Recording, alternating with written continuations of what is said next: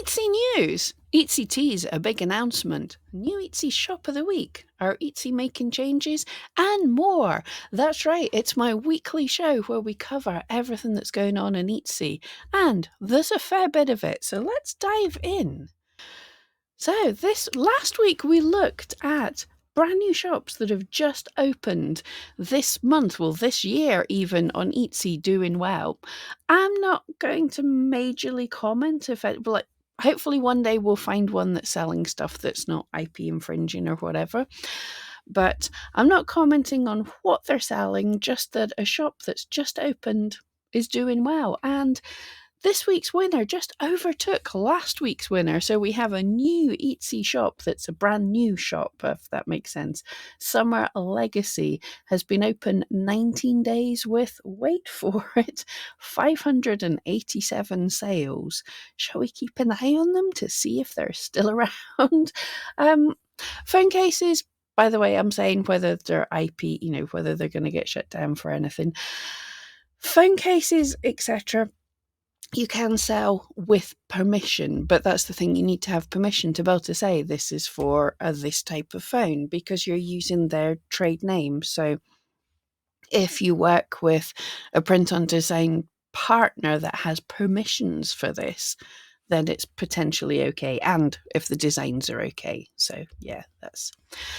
Now, yeah, and I wanted to see this. This was from one of the Etsy public Facebook groups, but it's a new shop owner, and we talk about the scams all the time. But I just wanted to talk about just the level of the scams. Once the scammers get their claws into a new seller, it is likely that what is happening is they're selling on that seller's data to lots of other people, or they might just be botting out a ton of messages. But this poor person is a new seller, thought they'd made their first sale, and got this level of messages. It's heartbreaking, and they did have money taken out of their bank account. And yes, if you've been around for a while, it's really easy to say, oh, wow, no one should fall for that. But look at this. Doesn't this look like it's right if you don't know? And they've even, sad to say, if you look at on the left, the black circles support Etsy staff, they are starting to work on having the little extra E, which is, funnily enough, Etsy has removed it from theirs, but they're all trying to look reasonable.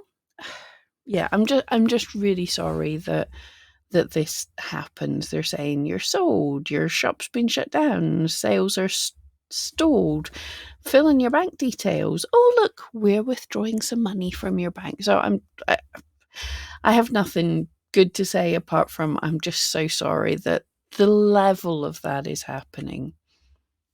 Okay, so when you're making your listing, there's a new question. Now, it's underneath this, when was it made?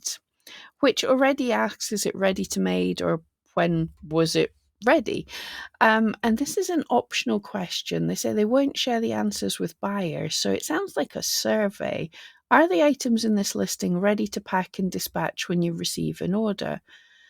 I'm not really sure why they're asking this, because if they ask when was it made, surely the items, if you're saying it's ready made, then it's ready to pack and dispatch. It doesn't mean it's necessarily totally to hand, but I'm not sure what they're asking with this question here. That seems very strange. It seems already covered. Seeing this in the forums, interesting. I'm not seeing it, but a few people, AAA Native Arts, said, and a few people agreed, Etsy used to tell you how many people were competing for a particular keyword phrase, like 7 million for t-shirts, so you could get an idea of the competition. I'm still seeing this. When you search on Etsy, it pops up at the side and says 4 million results with ads. So it tells you how many people you're up against or how many options you have if you're a buyer. And now some people are saying it's only showing the actual number if it's below 1,000. Everything else is 1,000 plus. I don't see this. I've not heard anything about this, but little interesting bells went off on my head. Let me explain. We've spoke about how I spotted in the Crafters code, the designer's blog for Etsy, the people who do the coding. They talk about the personalization algorithm, this final level of algorithms to bring you your search results. And what that does is it takes the top 1,000 ranking listings and adds personalization to them. So it just seems a weird coincidence that they're just saying, yeah, it's over 1,000. That, although I'm not seeing it, that is a very surprising number because it's basically saying, yes, we've got enough for the personalization algorithm and more, but we don't care about the rest of them because you're never going to see them. Anyway, just let me know what your thoughts on it. But yes, this could just be, it's likely just to be a test that Etsy's showing or something they're rolling out that's messing with this. Who knows?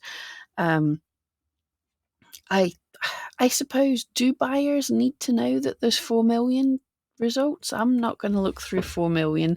So it might remove some of the overwhelm there as well. And people are, of course, complaining because it doesn't give them an idea of competition. But as far as I know, that number is still going to remain in the API. So tools like eRank can show you the competition. Um, yeah, I talked about the announcement. Etsy had been teasing for a couple of days last week, saying there's a big announcement coming.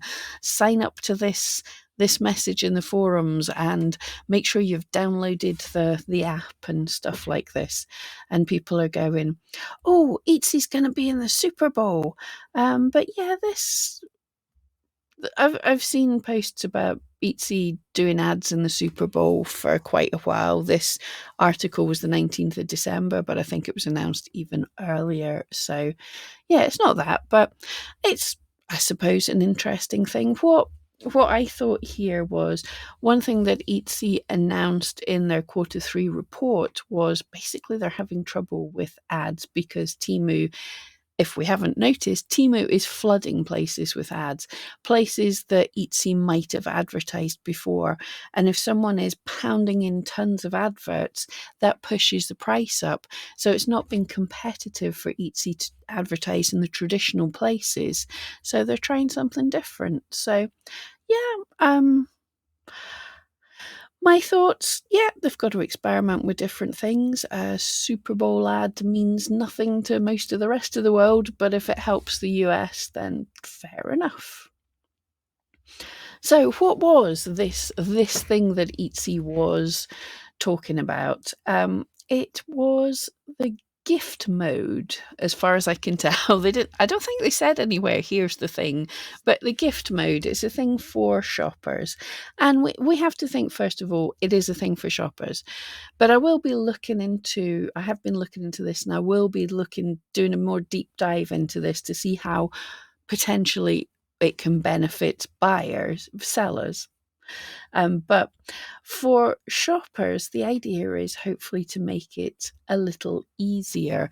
We're talking of almost, it's like the difference between YouTube and TikTok. This is weird, but bear with me. So on YouTube, most people search or they go into their homepage or whatever and they click on things to look at, whereas TikTok sort of delivers things. You sit back a bit more passively, and it's almost like Etsy's taking steps away from people having to search and just now click on things they want. So it's still more like YouTube, but it's moving away from the sort of active experience and more like, here, I'm just going to tell you a bit about me and you find me stuff. Which, to be fair, Etsy did say they were looking at this to help people who don't know what they're searching for.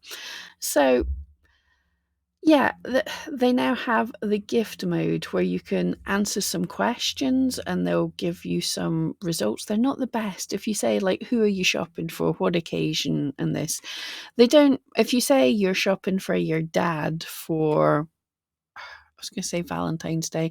That's weird, but we'll just run with it. For Valentine's Day, and he's a outdoor enthusiast. The options they'll give you won't be aren't, as far as I've seen yet, sort of an amalgamation of all. You'll see gifts for dads, you'll see gifts for Valentine's and gifts for the outdoor lover, where I would prefer it if they brought everything together and sort of went with a masculine gift that's for an outdoor lover for this occasion, if you see what I mean. So it doesn't seem madly helpful yet, but it gives some ideas. And yeah, so we've got some popular gift ideas. So this is cool to see. And yeah, here's the questions. Who are you shopping for? What's the occasion? And what are they into?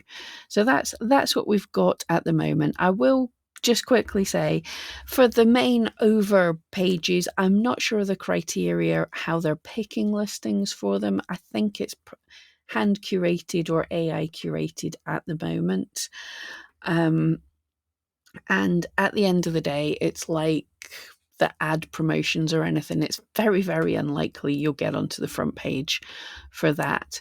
But we have to look into what we can do with this. But it's for the buyer, and if it makes it easier for them to shop and to find cool things, if it makes it easier for Etsy to get rid of some of the mass-produced rubbish, it could be a good thing. Of course, it's not there yet. It's a brand new thing. But anyway, that's it for this week. Let me know what you think of all these things, all these changes by Etsy, and I'll see you next time.